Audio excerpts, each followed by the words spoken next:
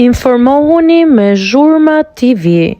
Bëni subscribe për më shumë video.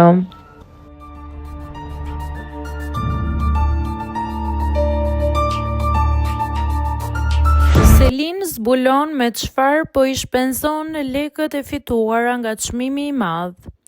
Pasi u shpall fituese e edicionit të 5 të Bigut, një fitore e ardhur pas një maratone sfidash dhe përplasjesh, Selin Bollati e gjen veten në epiqendrën e një stuhie virtuale.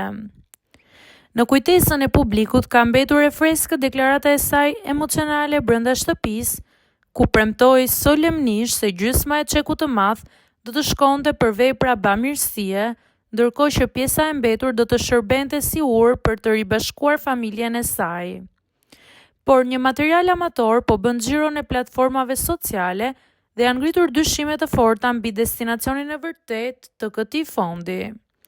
Në pamjet e xhiruara nga kalimtarët në rrugët e kryeqytetit, fituesja e reality show-t shfaqet duke zbritur nga drejtimi i një automjeti të një kategorie mjaft të shtrenjtë, konkretisht një Range Rover.